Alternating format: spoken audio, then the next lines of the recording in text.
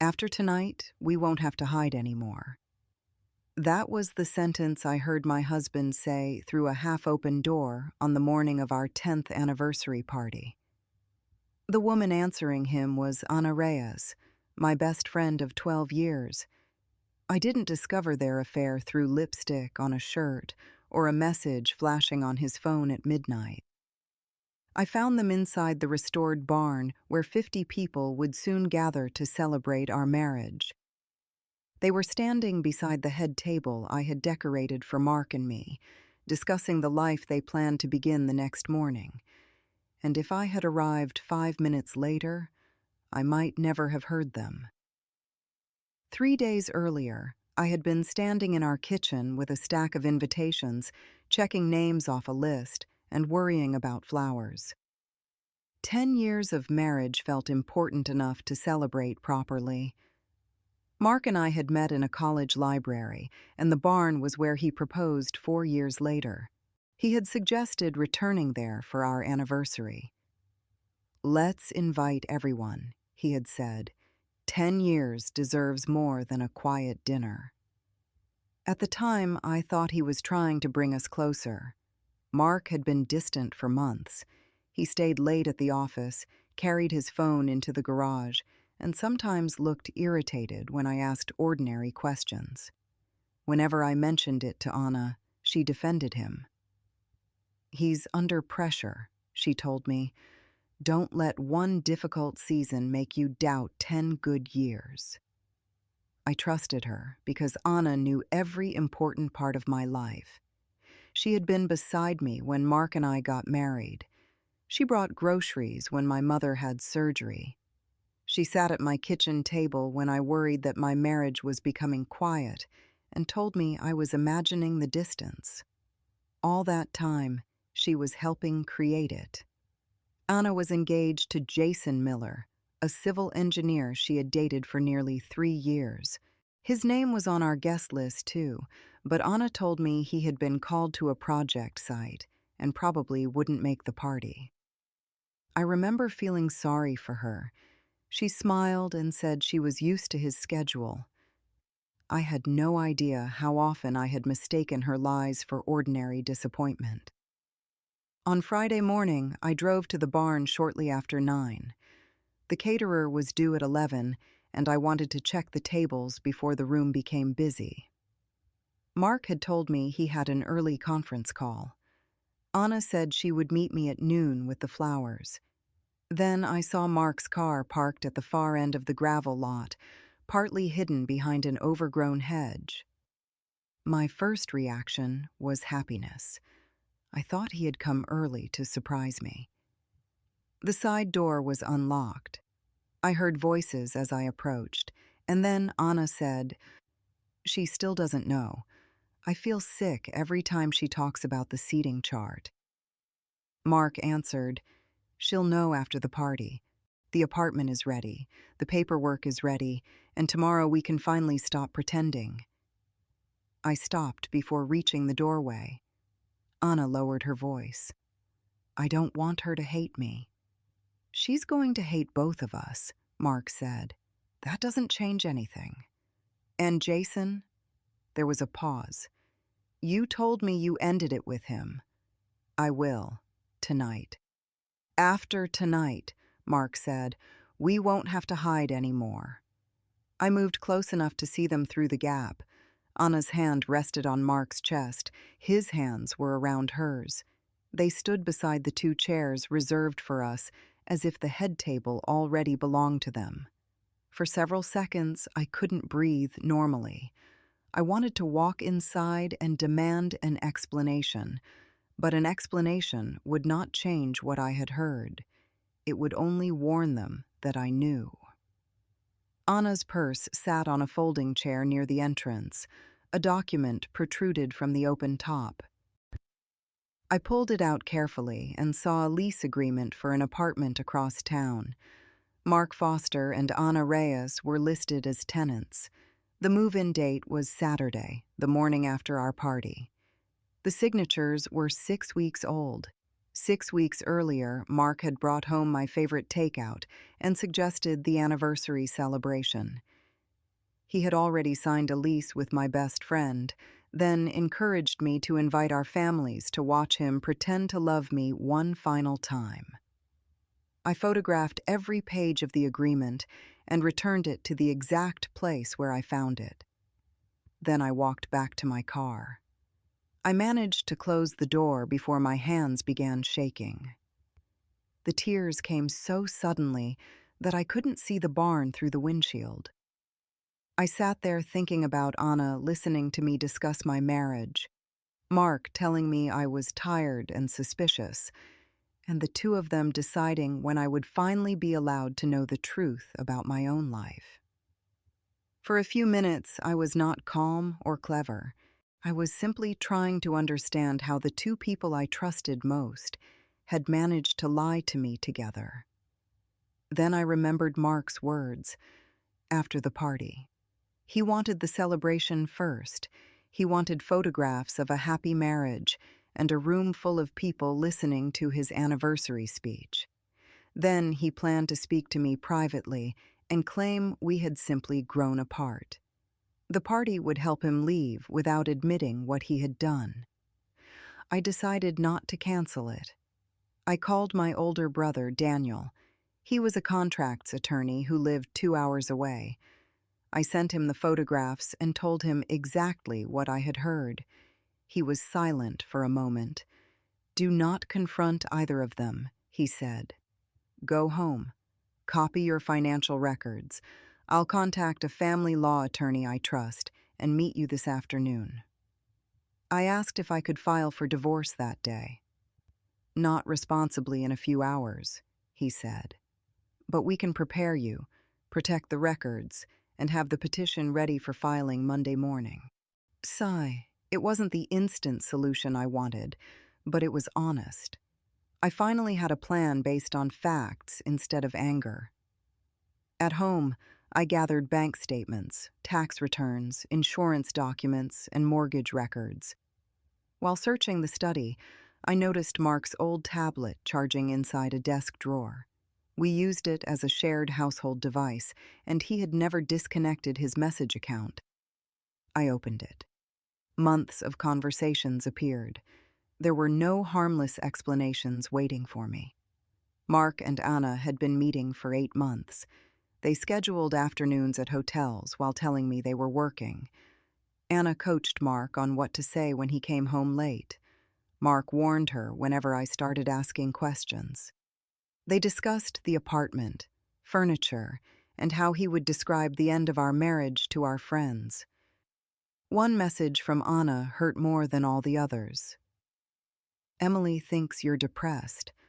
I told her to give you space. That should make things easier for a while." I remembered that conversation. Anna had held my hand across the kitchen table and told me not to pressure him. She had used my concern for my husband as cover for their affair. Another message showed that Mark believed Anna had ended her engagement to Jason 2 months earlier. She hadn't. Jason had sent invitations for their wedding only 3 weeks before. I had one on my refrigerator. Mark wasn't the only person being deceived. I exported the messages and sent copies to Daniel. Then I texted Jason. "I need you to come to the barn tonight. Please don't tell Anna. There is something about her and Mark that you deserve to see for yourself." He called immediately. I told him only that I had found evidence and that I would show it at the party. He asked if Anna was in danger. Even then, his first concern was her safety. "No," I said, "but our relationships are not what we were told they were." He promised to arrive after dinner, but before the toasts. We agreed that he would enter normally, take an empty seat near the back, and say nothing until he had seen the evidence himself. Daniel reached my house after 2. With him was Rachel Kim, the family law attorney he had contacted. She did not promise revenge or an instant victory. She explained what the photographs and messages could prove, what they could not, and what I needed to avoid doing. We drafted the divorce petition and a request to preserve financial records. I signed the documents, knowing Rachel would review and file them Monday morning.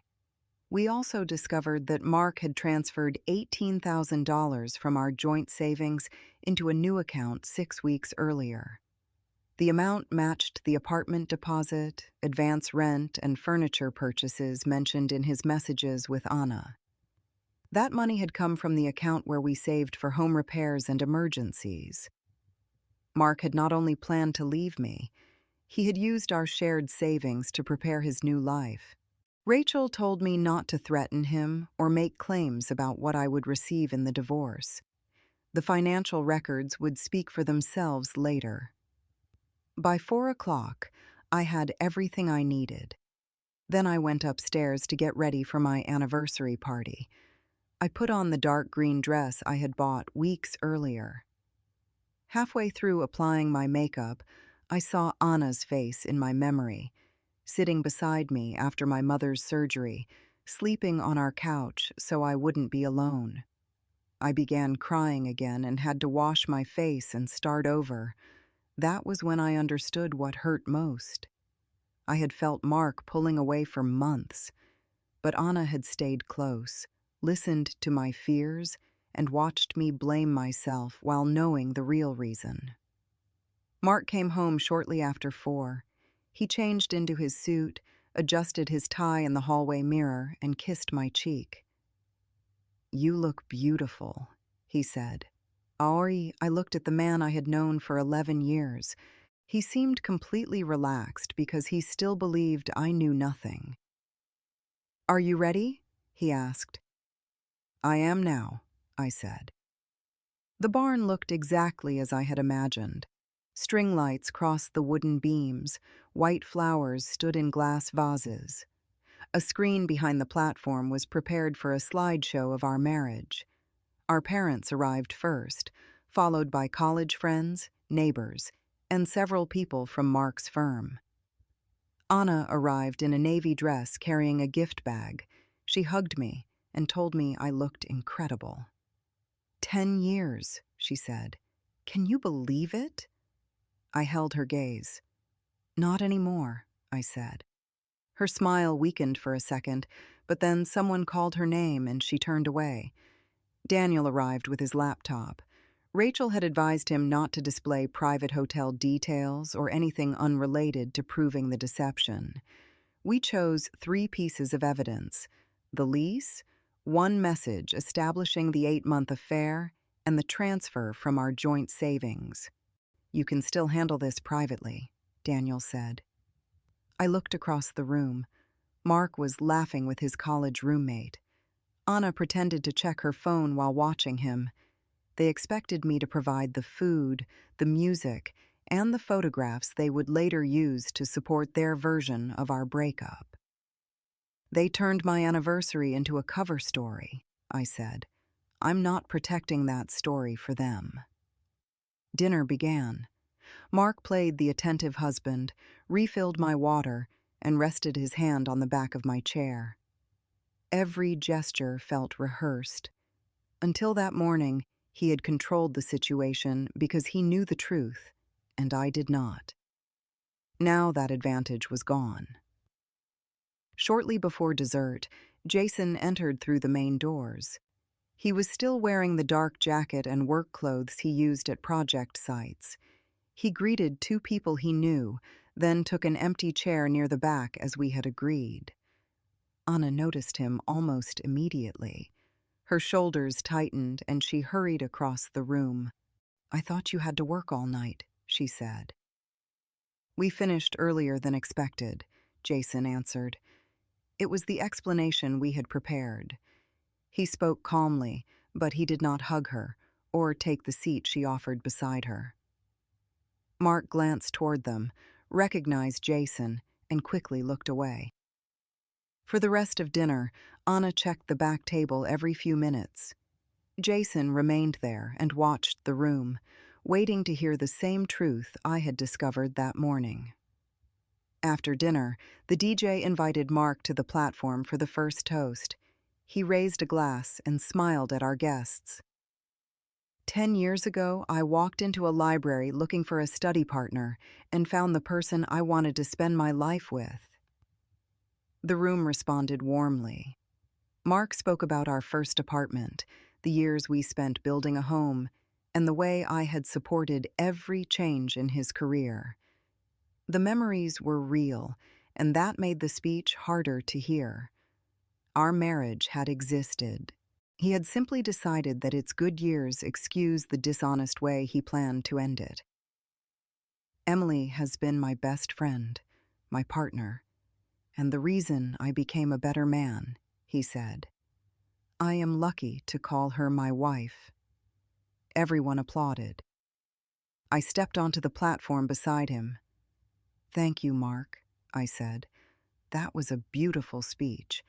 I especially appreciated the part about becoming a better man. A few people laughed, assuming I was teasing him.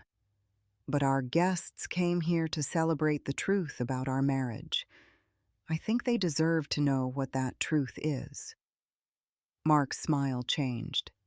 Emily, what are you doing? Giving my toast. I nodded to Daniel.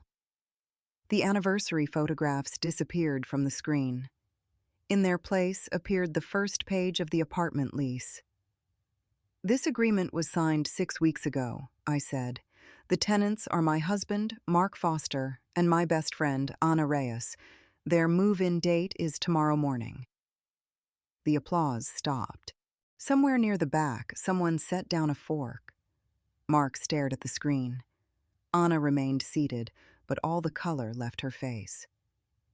This is not the place, Mark said quietly. You chose the place, I answered. You suggested the barn. You asked me to invite everyone. You wanted one last room full of people who believed you were a devoted husband before you left me the following morning. My mother covered her mouth. Mark's father lowered his eyes. The guests began to understand why Mark had wanted one final anniversary party. Mark placed his glass on the table. Our marriage has been over for a long time, he said. You know that. I was going to explain everything after tonight. No, Mark. You were going to give me your version after making sure everyone saw this performance first. He looked toward Anna, but she was staring at the floor. You think this was easy for me? He asked. I felt trapped in a life that no longer felt like mine.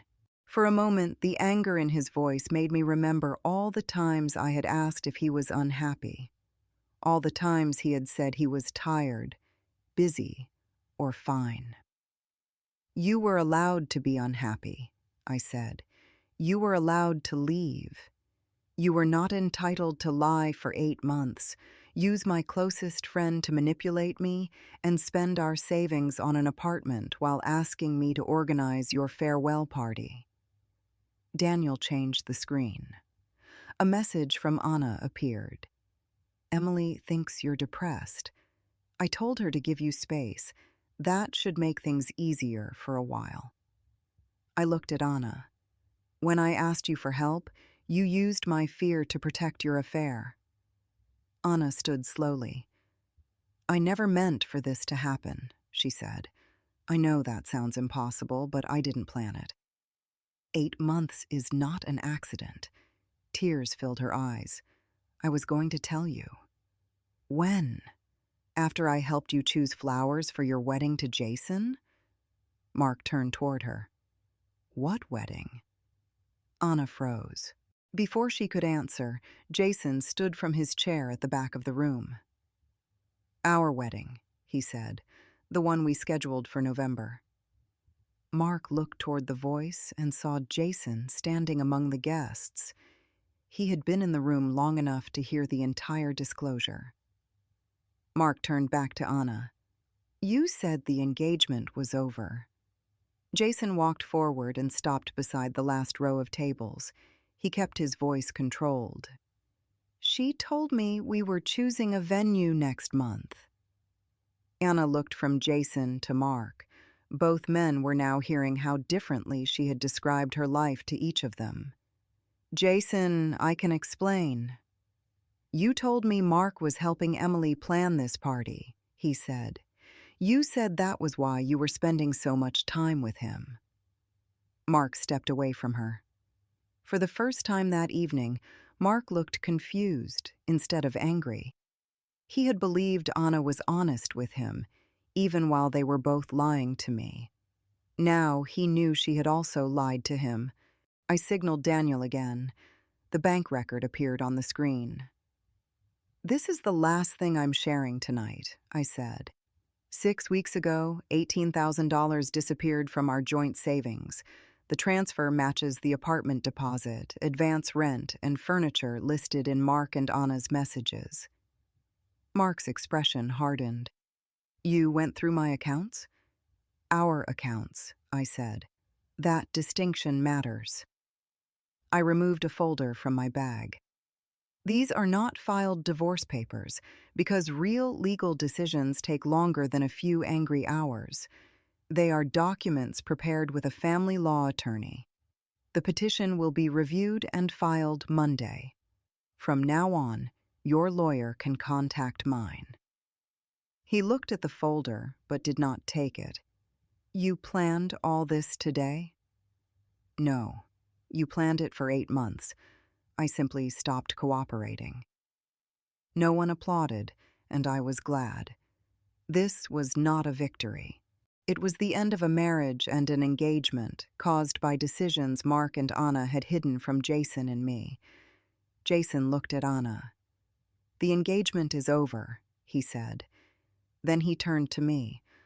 I'm sorry you had to find out this way. I told him I was sorry too.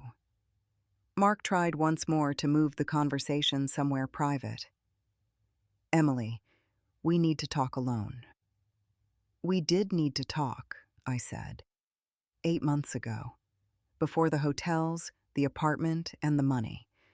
Tonight, there is nothing you can tell me that I haven't already read. I turned to our guests. I know this is not the anniversary any of you expected.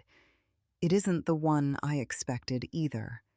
But the dinner is paid for, the cake is here, and none of you caused this.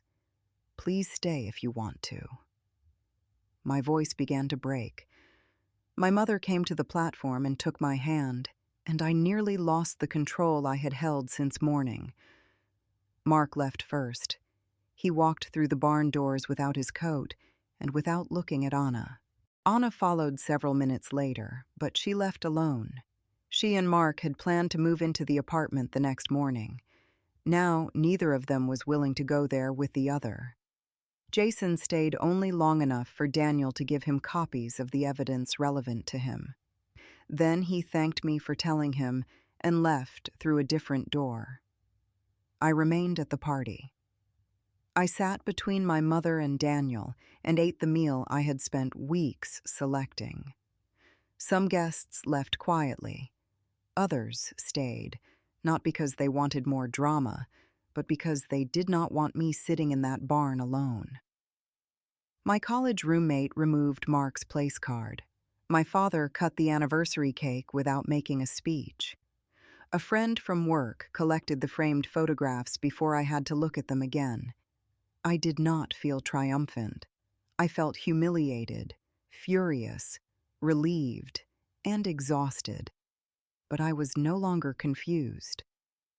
The following Monday, Rachel filed the divorce petition. The financial records showed where the $18,000 had gone, and Mark eventually returned it to our joint account. Neither Mark nor Anna moved into the apartment.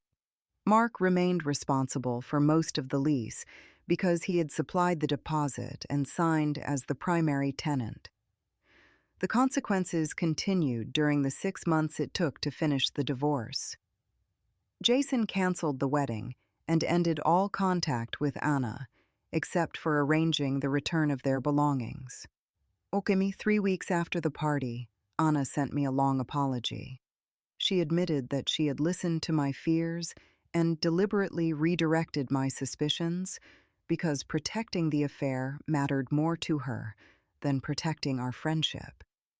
She did not ask me to forgive her. I read the message once, saved it for my attorney, and never answered. Mark's response changed several times. At first, he blamed me for embarrassing him. Then he blamed Anna for lying about Jason. Finally, when neither argument helped him, he admitted that he had wanted two incompatible things: the security of our marriage and the excitement of a secret relationship. He said the affair made him feel noticed and important. He had treated that feeling as proof that he belonged with Anna, even though their relationship depended on both of them lying every day. By the time the divorce was finalized, I no longer needed him to explain it again. I kept the house after buying out his share. I removed our anniversary photographs from the living room, but I did not destroy them. The good years had still happened. His betrayal changed the ending, not every day that came before it. What I needed to rebuild was my trust in my own judgment. Mark and Anna had trained me to dismiss every warning sign. When I noticed distance, they called it stress. When their stories did not match, they gave me another explanation. Their affair survived because they kept convincing me that my questions were the problem. The anniversary party was supposed to be the final scene in Mark's version of our marriage. He wanted to stand beneath the string lights, call me his best friend, and leave the next morning as a decent man who had simply fallen out of love. Instead, it became the night I stopped letting him tell me what was true.